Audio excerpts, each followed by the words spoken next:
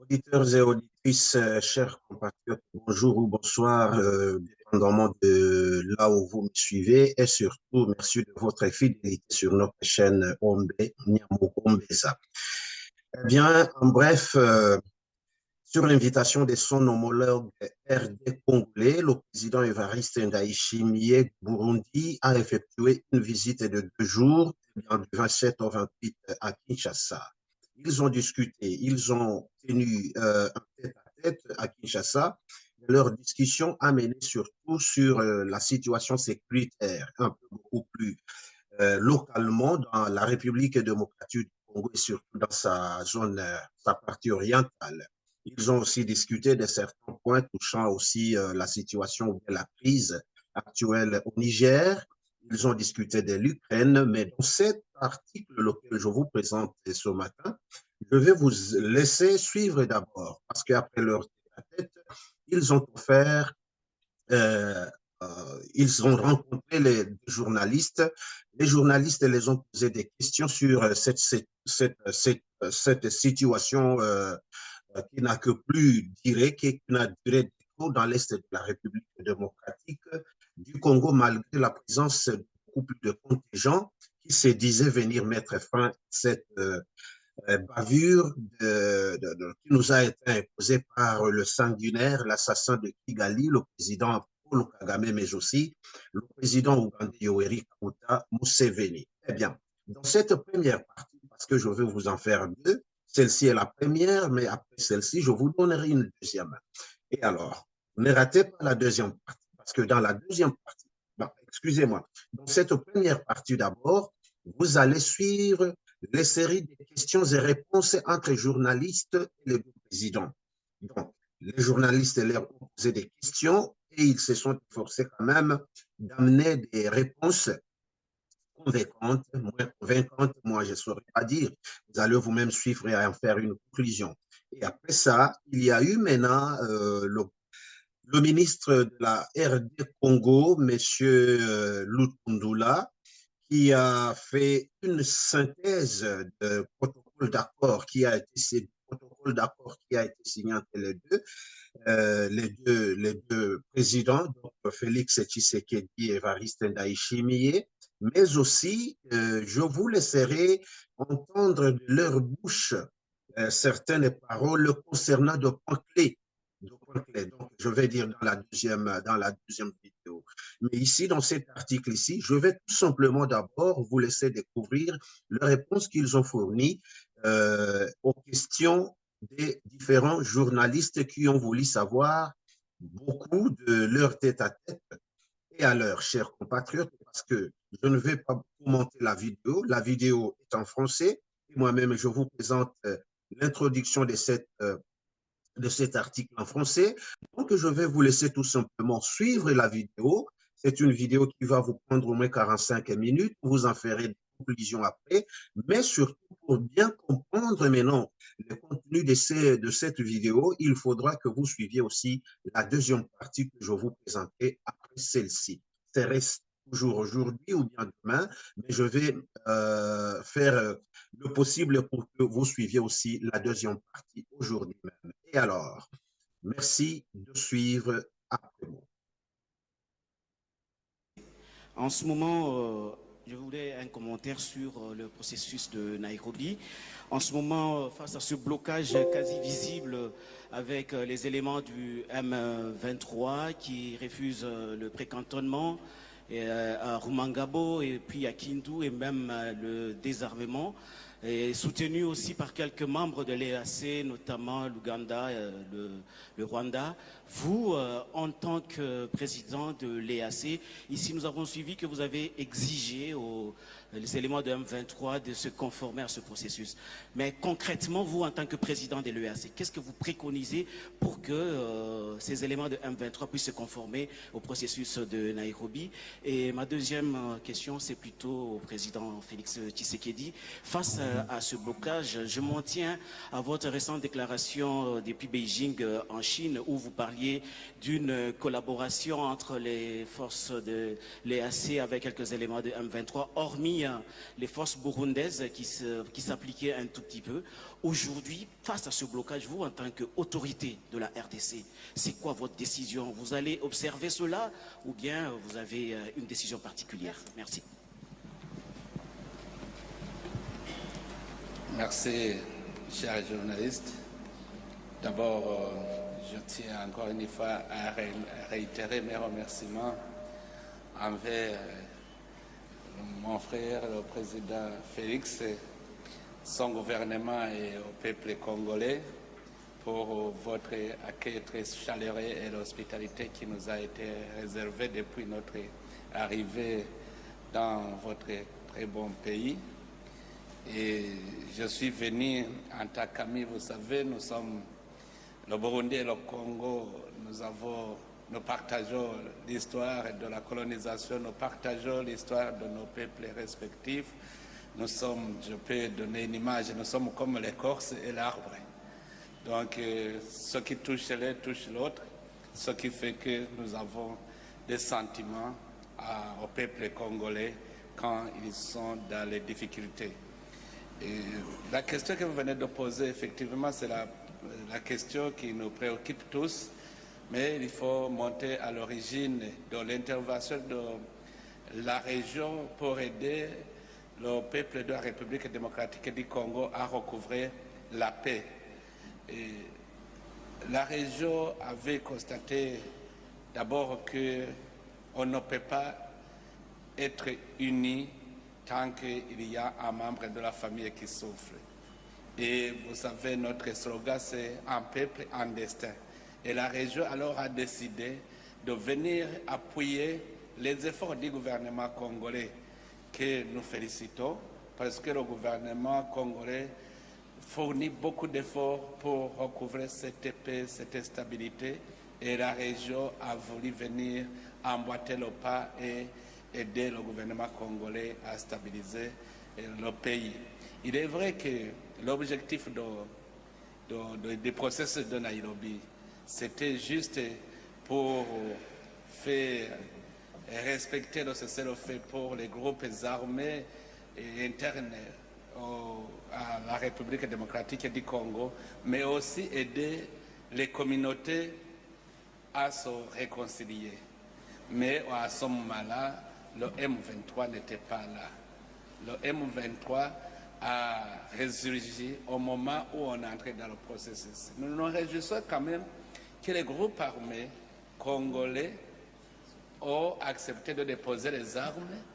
Et dans le sud de Kivu, c'est calme et nous voyons qu'ils sont prêts pour le processus DDR. Mais le M23, quand il a ressuscité, ça nous a donné des fils à retordre parce que effectivement, ce n'était pas prévu. Mais comme le principe, c'est faire taire les armes en République démocratique du Congo, la région aussi doit s'y mettre. Mais aussi, l'Union africaine a aussi emboîté le pas en donnant la mission au président angolais dans le processus de Luanda. Le processus de Luanda consistait effectivement à faire arrêter les hostilités par le M23, mais aussi à atténuer les tensions qui sont nées de cette attaque du M23 et des tensions qui sont nées entre la République démocratique du Congo et le Rwanda. Donc aujourd'hui, nous voyons que les autres groupes armés congolais ont accepté de déposer les armes, mais le M23 toujours est récalcitrant. C'est pour cela que nous demandons que nous tous, nous devons nous coaliser pour le contraindre à se désengager, à respecter le cessez-le-feu, à se désengager et pour aller dans le centre de cantonnement afin d'entamer le processus de DDR. Donc la région, notre position est que la RDC doit recouvrer la paix. Et maintenant, nous préparons un sommet d'évaluation de la mise en œuvre des recommandations du sommet de la fois passée qui s'est tenu à Bujumbura et au Congolais de ces efforts. Il fournit beaucoup d'efforts et nous le demandons de continuer pour effectivement contraindre lui aussi, le M23, à se désengager. Nous sommes venus pour appuyer le gouvernement alors le gouvernement doit prendre le devant parce que nous avons un objectif commun. Le processus doit continuer et personne ne peut l'arrêter. C'est pour cela que le sommet, j'espère bien le sommet, va décider ce qu'il faut faire pour pousser le M23 à se désengager et aller dans le centre de cantonnement afin d'entamer ce processus de démobilisation et réinsertion. Merci. Merci. Oui. Monsieur le Président, oui, il y a une question qui vous était adressée. Bien sûr. À mon tour, permettez-moi d'abord de souhaiter la bienvenue, la chaleureuse bienvenue au président Évariste Ndayishimiye et à toute sa délégation. C'est toujours un bonheur de le recevoir sur la terre de nos ancêtres et surtout que cette fois-ci, il vient avec plusieurs casquettes dont les principales sont la présidence en exercice qu'il a pour le moment de notre communauté est-africaine et puis celle du mécanisme de suivi de l'accord d'Addis Abeba. Ça veut dire qu'il est vraiment et pleinement investi des pouvoirs de mener ce qu'il est en train de mener comme démarche. Encore une fois, chers frères, merci beaucoup pour tous les sacrifices, tous les efforts que vous ne cessez de consentir à nous accompagner sur cette voie de la paix. Il est vrai, chers journalistes, que j'avais dit en son temps où j'avais manifesté un certain agacement vis-à-vis du comportement des forces de l'Afrique de l'Est, le contingent de paix qui est pour le moment sur notre sol. Mais depuis lors, beaucoup d'eau a coulé sous les ponts. Il y a eu beaucoup de réunions. Et la dernière en date, d'ailleurs, fut celle à laquelle notre vice-premier ministre, ministre de la Défense, M. Jean-Pierre Bemba, à laquelle il a participé, et qui a été beaucoup plus corsé dans la définition ou le respect plutôt des termes des accords obtenus via le processus de Nairobi qui est enrichi par la feuille de route de Luanda. Et donc, nous sommes dans un stade d'observation parce qu'il y a eu des décisions qui ont été prises et je dis que le discours était corsé. Ces décisions sont d'application immédiate. Il s'agit donc d'engager le M23 à respecter les termes de ces processus et feuilles de route. Et donc, nous allons observer, il est prévu, selon le président en exercice de notre communauté, la tenue très prochaine d'un sommet de l'EAC pour justement se pencher sur la question. En attendant, nous allons observer sur le terrain pour voir si le M23 finalement va accéder à cette recommandation de la feuille de route. Dans le cas contraire, nous en tirerons les conséquences lors du prochain sommet et du prochain sommet de l'EAC et donc nous vous dirons ce qui aura été décidé. Évidemment, notre exigence reste la même. Nous demandons à ce que la force régionale soit plus active, à l'image évidemment du contingent burundais, parce qu'à certains endroits, on continue d'observer une sorte de laxisme vis-à-vis des autres contingents qui, notamment, autorisent la perception de taxes par le M23, ce qui est totalement illégal et inacceptable. Et cela ne va pas continuellement s'éterniser comme ça sans que nous puissions réagir. Donc nous en sommes là pour le moment et qui vivra verra, nous verrons bien ce qu'il adviendra. Très bientôt. Merci, Monsieur le Président. Nous allons prendre une question de Monsieur Chris Omcharinga Il est de Features Story News. Il va poser sa question en Swahili. Il ne parle que Swahili et anglais. Ok, Excellence Ndayishimiye, je voudrais poser ma question en Swahili, mais donne-moi votre réponse en français, s'il vous plaît. Miaka miwili iliyopita Burundi na Kongo ilisaini mikataba ya kujenga mabarabara na reli sehemu za Kivu ya Kusini ili kuwezesha wananchi wa nchi zote mbili waishi maisha nzuri na wawe wanaweza kusafiri. Lakini mpaka sasa hatujaona maendeleo. Ningependa utuambie mipango gani ambayo mko nayo kutekeleza mikataba hiyo. Asante. Merci beaucoup. Alors, pour ceux qui ne parlent pas swahili, je vais juste traduire, Monsieur le Président, si vous le permettez. Donc, il revient sur les premiers accords, je pense les MOU, lors de votre première visite ici en RDC, sur notamment les projets ferroviaires entre le Burundi et le Congo en passant par Kindu, dans le Maniema. Merci. Je crois qu'effectivement, vous êtes impatient parce que c'est un projet qui va beaucoup aider les Congolais, les Burundais, mais aussi les Tanzaniens pour des échanges commerciaux. Je vous dis que le dossier est en avance.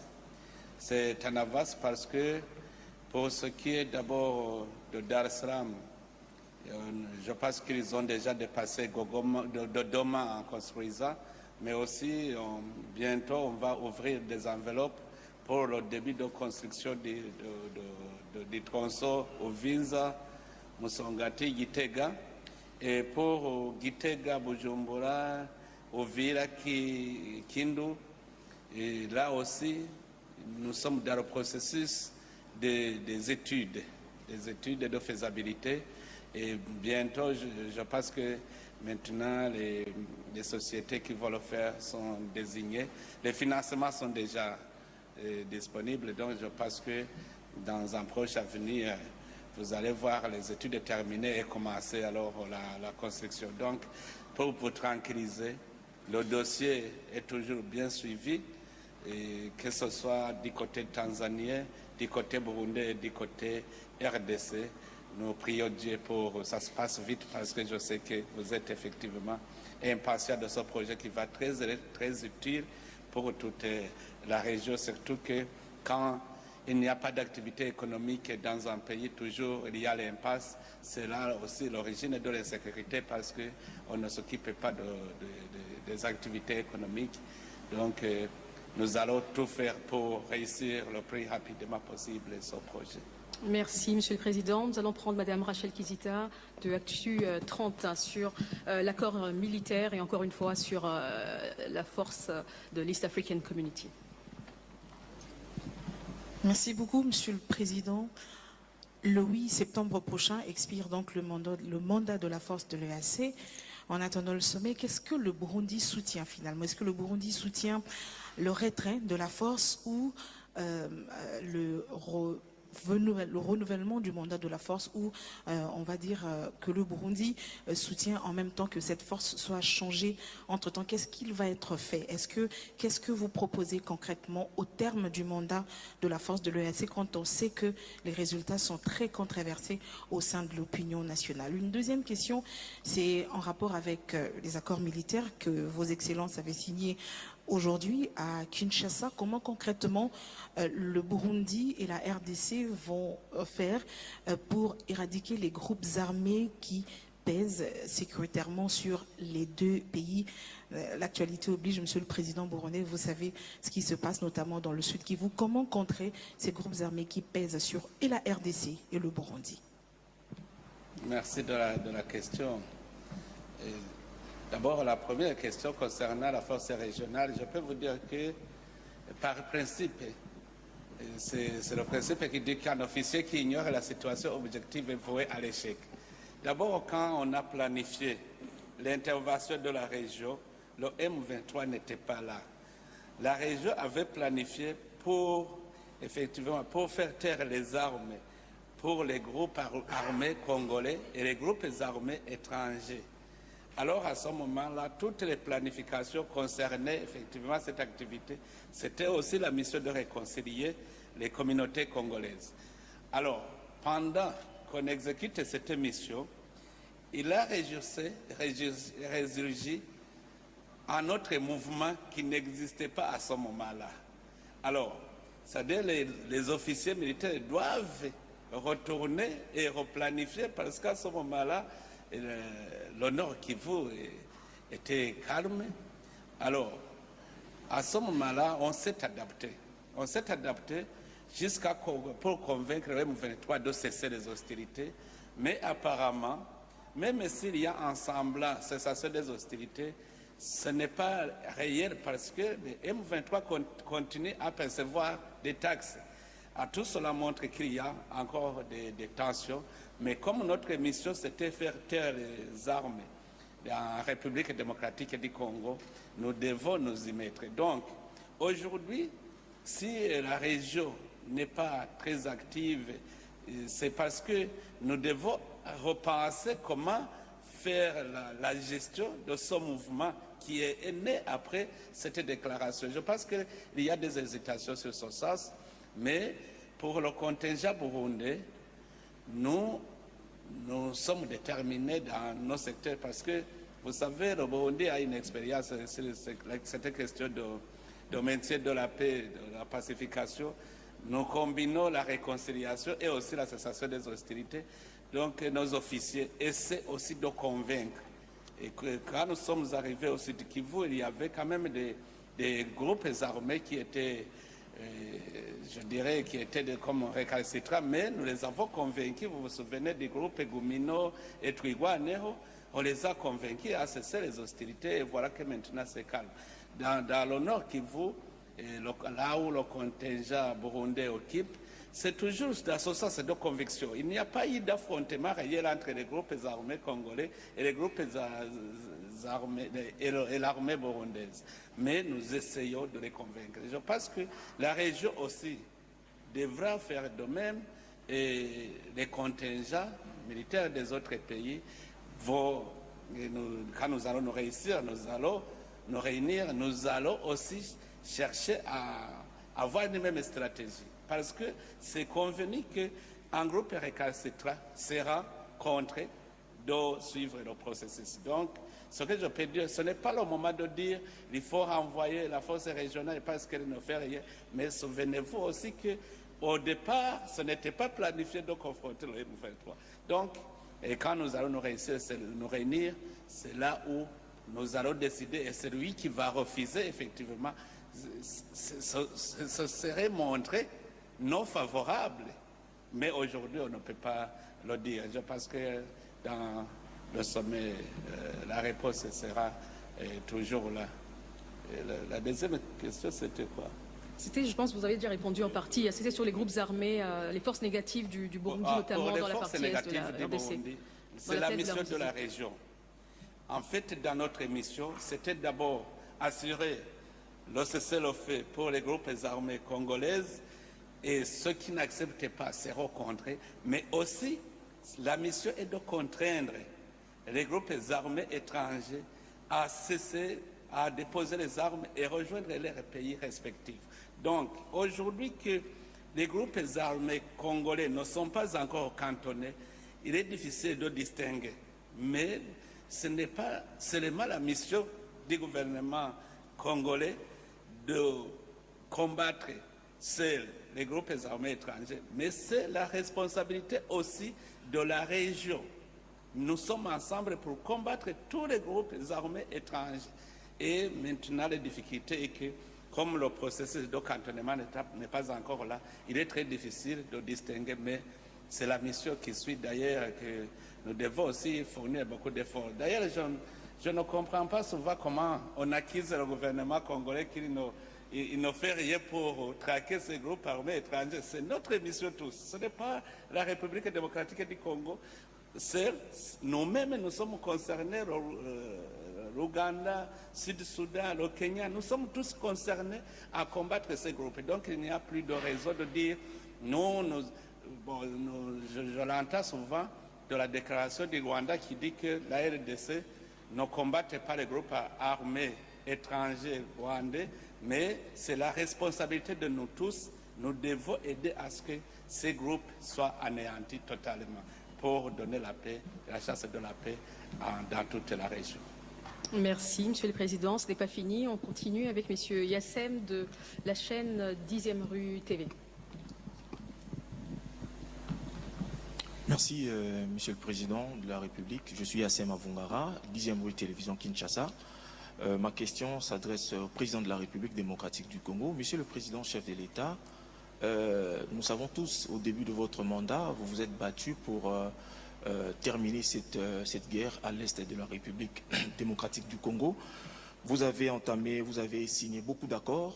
Il y a eu beaucoup de rencontres bilatérales également. On parle de le processus de paix de Nairobi. Et pas plus tard que le samedi, vous avez échangé avec Bintou Keïta, envoyé spécial du secrétaire général des Nations Unies. Et Bintou Keïta déclare après vos échanges, il déclare que vos échanges ont porté sur le déploiement de la mission de la SADC. Monsieur le Président, après beaucoup de rencontres, beaucoup d'échanges pour la solution qui doit être trouvée pour la République démocratique du Congo, quand est-ce que la situation sécuritaire dans l'est de la République démocratique du Congo va finalement terminer, va finalement trouver solution? Ça, c'est la première question. Deuxième question, rapidement. Et quelles sont les stratégies en interne que la République démocratique du Congo peut mettre justement pour trouver solution à ces problèmes? Ça, c'est les deux premières questions du chef de l'État Félix.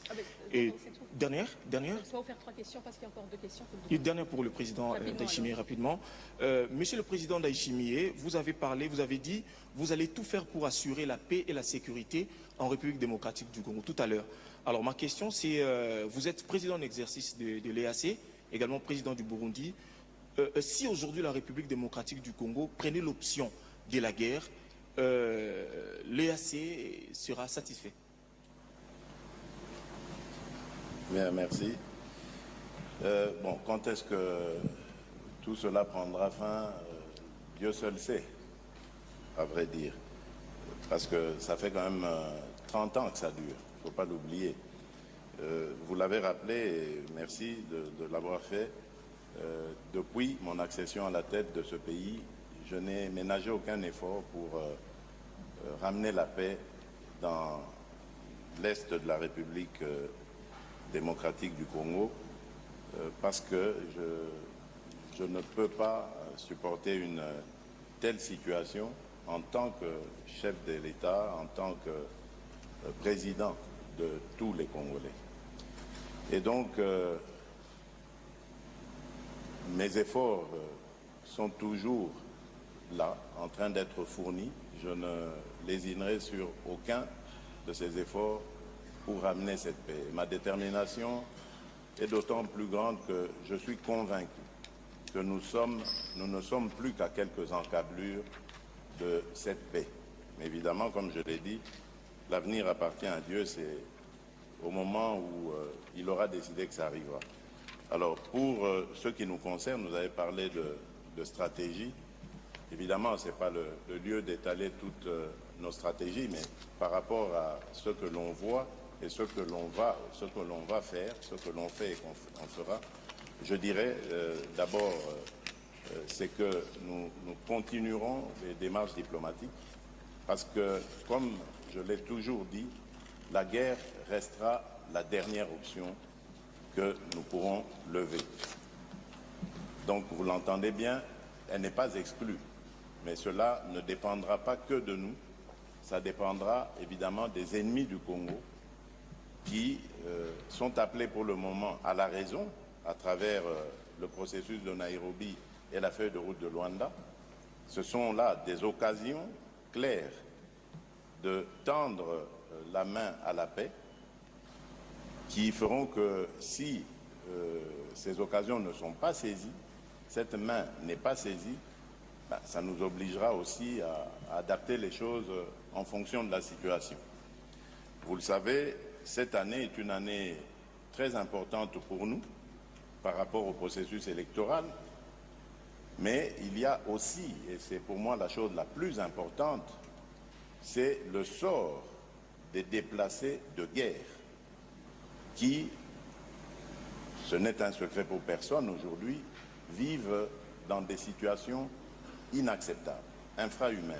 Et quand on est responsable d'un État, d'une population, on ne peut pas indéfiniment rester sans réaction devant ce genre, cet état de ses compatriotes. Et donc pour nous, en plus de l'importance que revêt cette situation, il y a urgence aussi. Nous devons, coûte que coûte, ramener nos compatriotes dans les localités qu'ils ont été contraints de fuir à cause de la violence leur imposée par le M23, et cela le plus rapidement possible. Parce que plus les jours passent, plus leur situation devient infernale. Voilà pourquoi je tenais à vous dire que notre stratégie, elle est déployée pour le moment.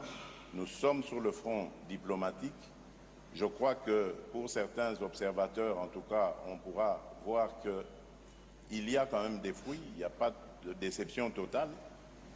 La communauté internationale bouge, les sanctions ont commencé à tomber, même si ce ne sont pas celles que nous voulions, même si les personnes visées n'étaient pas celles auxquelles nous pensions, mais il y a du mouvement sur le front diplomatique, donc il n'est pas pour le moment question d'engager un autre front que celui-là. Entre-temps, nous préparons nos forces de défense et de sécurité, nous affinons nos stratégies militaires et autres pour pouvoir parer au plus grave, au plus urgent, le cas échéant. Voilà, j'espère avoir été complet dans ma réponse. Monsieur le Président, une question, je pense, qui vous est adressée sur l'option militaire. Si elle était soulevée par la RDC, quelle serait la réaction de l'EAC? D'abord, je voudrais vous prodiguer un conseil, vous, les citoyens congolais.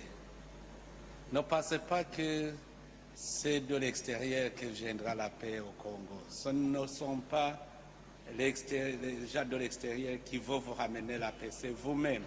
Montrez d'abord vous-même l'esprit patriotique pour défendre votre patrie, pour œuvrer ensemble avec le gouvernement.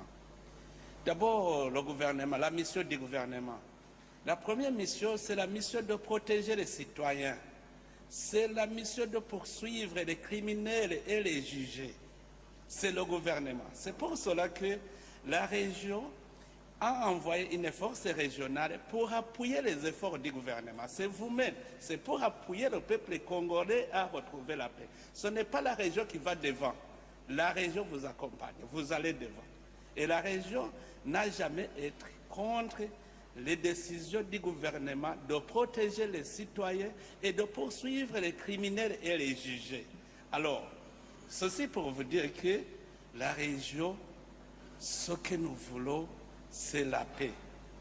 Et si les groupes armés refusent la voie pacifique de résoudre le conflit congolais, s'il y a des gens qui veulent toujours verser le sang des innocents, des citoyens, le gouvernement a cette obligation et personne ne peut l'empêcher parce que c'est une obligation internationale de l'État de protéger, poursuivre les criminels et les juger. La région alors est venue pour effectivement aider le gouvernement à assurer cette mission. Donc nous sommes en appui pour vous dire que nous n'avons pas, si vous retrouvez la paix, ce que nous allons faire, c'est rentrer aisément en souriant parce que notre objectif sera atteint. Donc c'est pour cela que pour les récalcitrants, toujours c'est mentionné, la région s'est prononcée pour ces groupes armés qui n'accepteront pas de déposer les armes, seront contraints à les déposer et puis ils seront considérés comme des criminels qui seront jugés. Et les groupes étrangers, nous allons appuyer aussi, nous allons mettre les forces ensemble pour les traquer et les ramener dans leurs pays respectifs. C'est pour cela que je vous disais, nous sommes ensemble, nous sommes solidaires pour la paix, la réconciliation et la stabilité de la République démocratique du Congo pour l'intérêt de la région, parce qu'on voudrait que dans toute la région, qu'il y ait la stabilité afin de vaquer aux activités économiques. Nous avons besoin d'assurer le bien-être des citoyens de toute cette région. Je vous remercie. Merci, Monsieur le Président. Il ne reste que 2 petites questions, mais toutes convergent vers les mêmes sujets. Donc, c'est les conflits à l'est du pays, c'est la force de l'EAC, c'est les accords militaires. Monsieur Lorgerie, Paul de Deutsche Welle. Alors, si le micro est loin, on pourrait peut-être commencer par...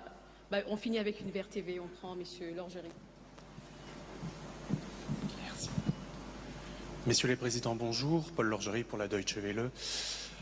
Une petite question, oui, pour revenir, qui a déjà été évoquée, mais une petite précision surtout. Vous, Monsieur le ministre des Affaires étrangères, a évoqué la signature d'un protocole d'accord en termes de défense ou de sécurité.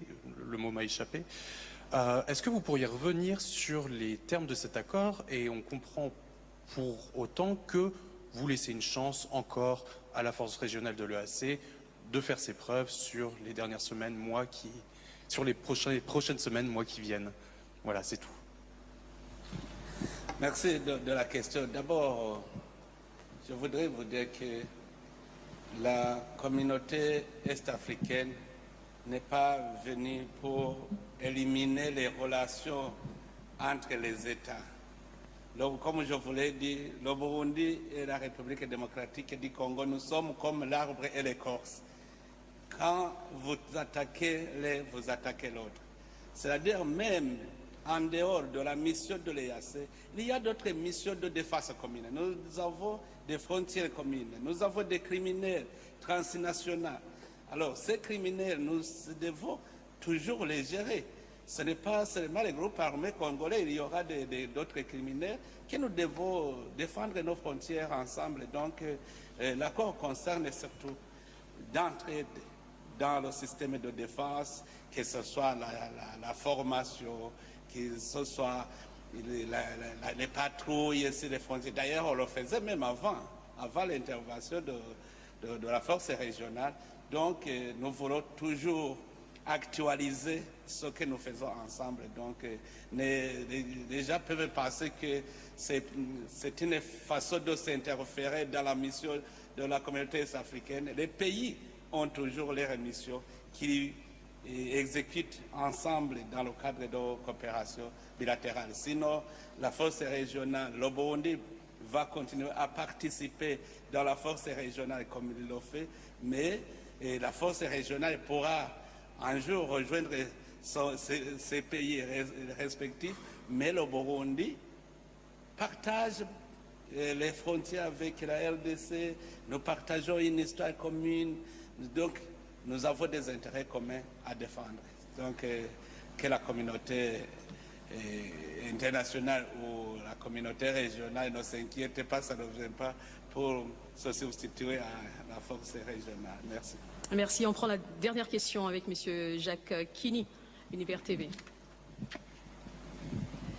Bonjour, leurs excellences, Jacques Kini, Univers Télévision. Ma première question s'adresse au président Ndaye Chimiye. Excellence, vous portez aujourd'hui le statut d'allié stratégique de la RDC et du président Félix Antoine Tshisekedi dans la région.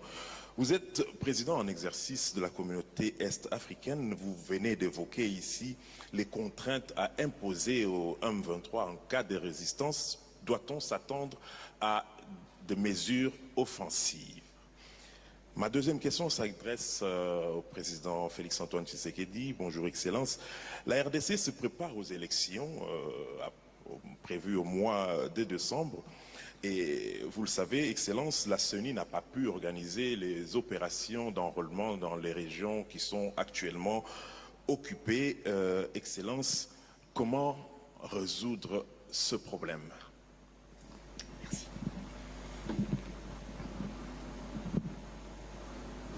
On commence avec vous, Excellence. Merci. Je crois que la question a déjà été répondue. Il faut se référer au premier communiqué où les chefs d'État ont décidé de déployer des troupes de la force régionale. Dans ce communiqué, c'est bien clair que les groupes armés qui ne vont pas accepter de déposer les armes et rejoindre le processus d'aider seront contraints à le faire par la force. C'est déjà communiqué. Maintenant, nous sommes en face, nous sommes devant une situation où c'est le M23. En fait, avant même dans le sud de Kivu, il y avait des groupes réticents. Je me souviens, le groupe Twigwaneho, par exemple, n'avait pas confiance. Mais quand ils ont vu la force régionale qui vient pour sécuriser toutes les communautés, ils ont eu confiance. C'est le M23 seulement qui reste. Alors, là aussi, nous devons planifier comment commencer le processus d'aider pour ces groupes qui ont accepté de déposer les armes, mais aussi le M23 qui n'accepte pas de déposer les armes et se désengager. C'est-à-dire, il y a déjà en principe, il reste la décision. Donc, les chefs d'état-major, d'ailleurs, les chefs d'état-major généraux des pays membres de l'East African Community ont déjà décidé, ils ont donné un mois. Si le mois dépasse, c'est-à-dire qu'il faut soumettre la question aux chefs des États qui vont alors engager les forces. Donc, je pense qu'il n'y a plus de choix de ceci ou de cela. C'est clair, les chefs d'état-major général ont déjà décidé. S'ils n'acceptent pas dans cette période, ils vont soumettre la question au sommet des chefs d'État et puis il y aura cette décision d'engagement des forces. Merci. Voilà, à propos de votre question, M. Kini, je crois avoir fait état ici de l'importance et l'urgence qu'il y a à régler cette question le plus rapidement possible. C'est une question éminemment humanitaire, mais également politique. Nos populations, nos compatriotes vivent un drame en ce moment. Donc humainement, c'est inacceptable. Il y a urgence donc à les ramener dans leur localité. Et il y a le processus électoral qui pointe à l'horizon. Il faut régler cette question. Jusqu'ici, selon les informations recueillies auprès de la CENI, du président lui-même de la CENI, nous sommes encore dans la possibilité, si la situation revenait à la normale, d'enrôler ces compatriotes et donc de les faire participer au processus électoral. Je crois que la grande limite sera le mois d'octobre. Voilà pourquoi je compte sur ce sommet, parce que, comme je vous l'ai dit, nous gardons la dernière option pour lorsque ce sera vraiment insupportable. Et donc je continue de croire en la diplomatie, à la fois régionale et internationale. Je crois qu'on peut avoir des résultats et donc faire plutôt des économies quant à aller en guerre. Il y a quand même, je dirais, une éclaircie par rapport à cette situation de nos compatriotes que nous devons enrôler, qui n'ont pas pu prendre part au processus d'enrôlement, c'est au sujet de Kwamut. Là, la situation est plutôt en train de revenir à la normale et je crois que c'est une question qui appartient plus au gouvernement même qu'à la CENI, parce que la CENI est prête à envoyer ses équipes pour enrôler ses compatriotes qui n'ont pas pu le faire il y a quelques mois. Mais bon, c'est le gouvernement qui doit mettre en place les dispositifs nécessaires, notamment le dispositif de sécurité pour que cela puisse se faire sans encombre. Et donc pour revenir à la situation de l'Est, je voudrais ici réitérer ma détermination et mon engagement à obtenir de nos compatriotes qu'ils aient les mêmes droits que tous les autres Congolais, c'est-à-dire celui de voter. Et notre détermination est d'autant plus grande que nous pensons et croyons que cela va se faire, quoi qu'il arrive, quoi qu'il en coûte. Je vous remercie. Merci beaucoup, Leurs Excellences. Je vous remercie en tout cas d'avoir participé à ce point de presse. Excellences, Monsieur Ndayishimiye, merci encore pour votre visite et bon retour au Burundi, à Xantisana. Merci à tous.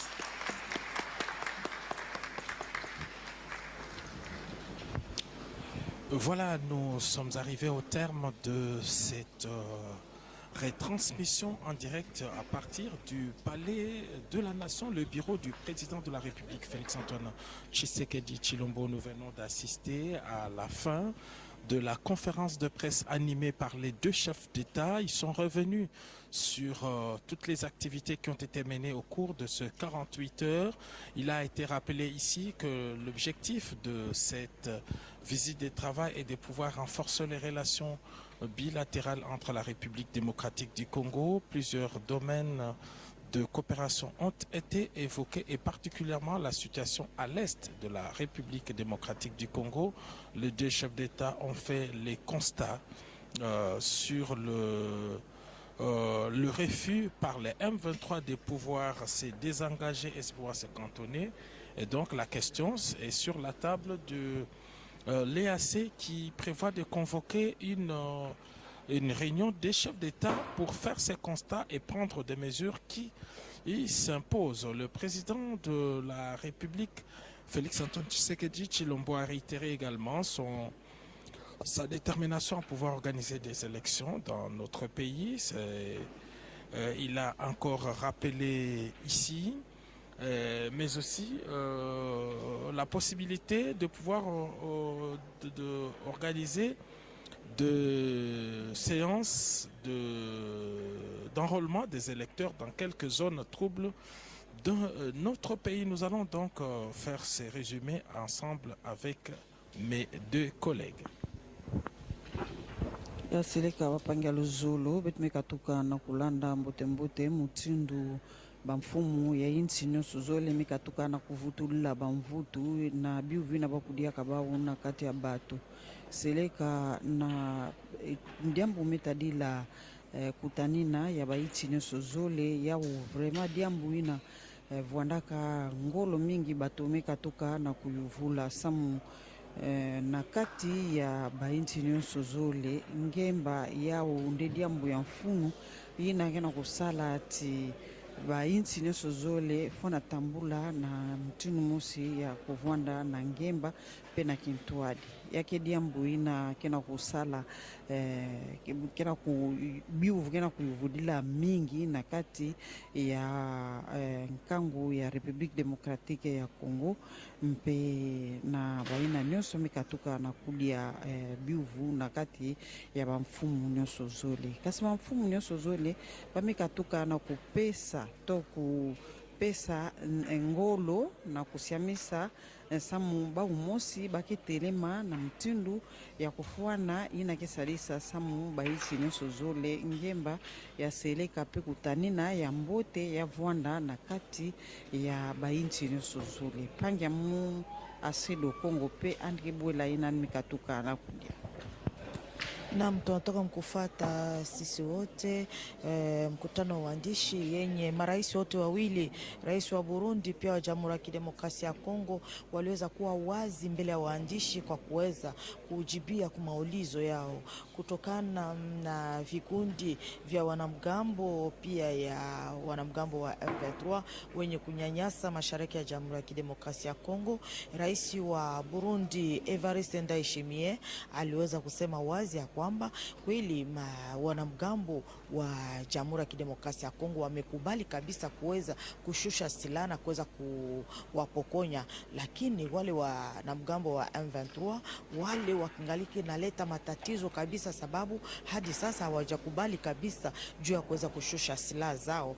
Basi ni sherti majeshi ya EAC wataweza kabisa kuwakaza na kuweza kuangalia namna gani ya kuweza kuwapokonya silaha zao na kuweza kuwaondoa ndani ya Jamhuri ya Kidemokrasia ya Kongo, kila mmoja aweze kurudi katika nchi yao, kwa kuona kwamba Jamhuri ya Kidemokrasia ya Kongo inapaswa kupata usalama katika eneo yake yote nzima, na ndiye kazi.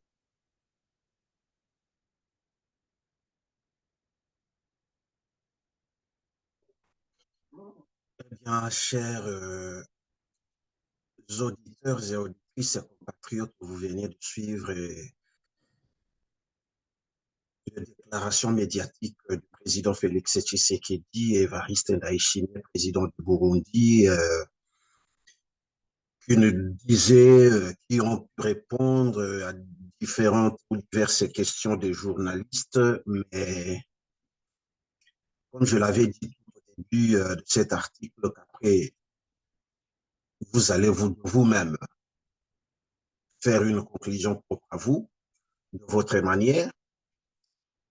Mais quant à moi, je ne peux pas manquer d'exprimer mon insatisfaction parce que nous ne sommes plus, donc, comment le dire, l'évaluation, contraindre aussi, je ne sais pas, le M23 de déposer les armées, de rejoindre le processus de Luanda et Nairobi. En tout cas, ce n'est plus au rendez-vous. Combien de temps doit-on le faire? Ça a été fait depuis qu'ils sont arrivés depuis que cette force régionale de l'EAC est sur les sols congolais, à maintes reprises. C'est pourquoi même on a toujours augmenté le mandat de cette force régionale sur terrain.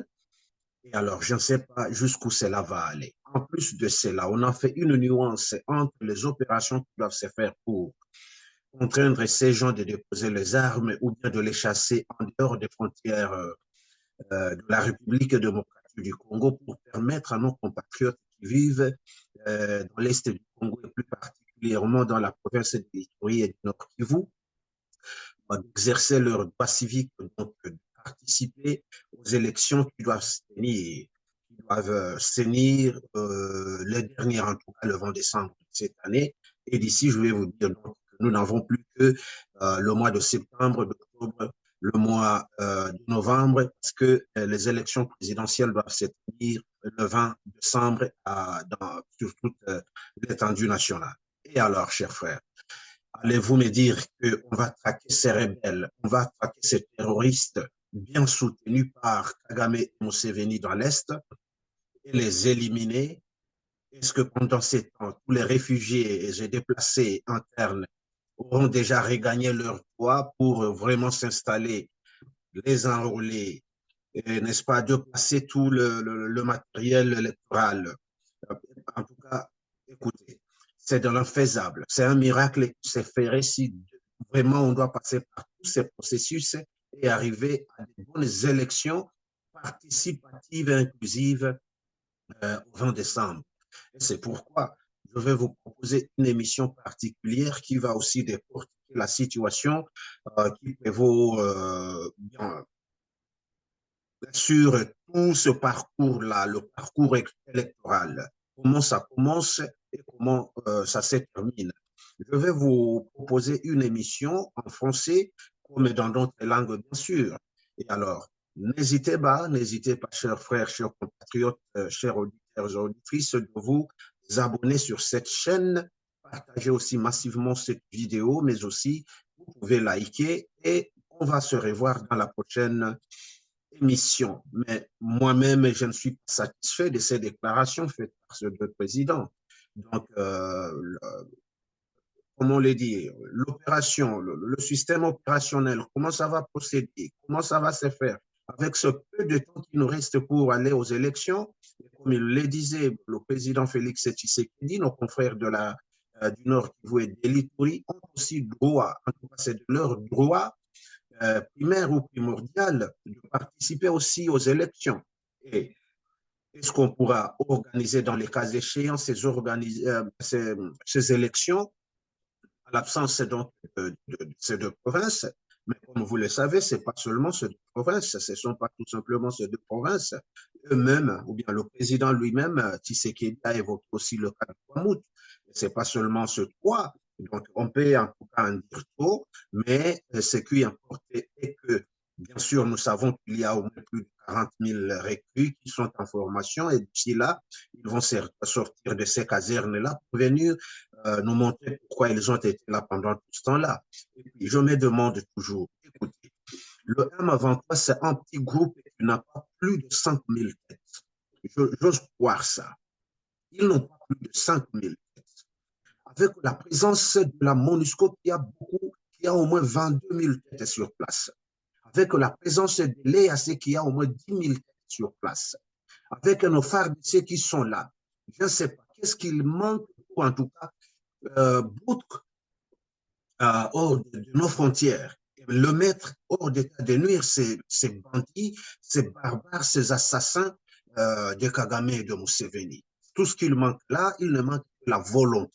La volonté, d'abord sur le plan régional et sous-régional, la volonté sur le plan international, mais à l'intérieur, nous savons qu'il y a eu en tout cas de problèmes, comment le dire, dans le corps militaire, dans le corps sécuritaire, qui faisait qu'il y avait toujours des faiblesses et pendant les opérations qu'a connues la RDC face à ces envahisseurs, pour ne pas citer donc de l'embargo qui pesait sur la RDC, mais aussi les infiltrations dans les structures politico-militaires, mais aussi dans toutes les institutions aussi de la République, eh bien, il aurait fallu procéder à des réformes structurées pour qu'on en arrive à chasser, à traquer, à chasser, à bouter hors de nos frontières tous ces opportunistes-là. Nous citons toujours Kagame et Museveni pour ne pas dire alors des Occidentaux et des impérialistes qui sont derrière eux, parce que ils sont au Congo, c'est parce qu'ils sont soutenus, ils ont des mains qui leur soutiennent, ils ont des couvertures de ces Occidentaux et impérialistes, mais attention, comme venait de le dire le président Évariste Ndayishimiye, donc les saluts des Congolais ne viendra pas de l'extérieur. Les saluts des Congolais se trouvent entre leurs mains. Il faut que nous nous prenions en charge, il faut que nous défendions ce pays parce que ce pays n'a que nous pour le défendre et nous n'avons que ce pays à défendre pour défendre. Et alors, c'est pourquoi nous invitons tout un chacun de nous, tout Congolais, avec toutes les ressources qu'il dispose, parce que chacun de nous a quand même une petite ressource qu'il peut mettre à la disposition de cette belle nation qui nous a donné tout, afin que quand même nous léguions à nos enfants un pays où il est possible de vivre en paix, évacuer à ses occupations. Voilà, je ne vais pas aller au-delà de ce temps que j'ai déterminé d'utiliser cette émission. Je vous laisse alors suivre en toute détermination la deuxième partie qui va suivre après celle-ci. Merci d'avoir été avec nous. Donc, abonnez-vous sur cette chaîne, likez cette émission, partagez cette émission et ainsi vous aurez apporté votre pierre sur cet édifice, sur la construction de cet édifice. Merci et à plus tard.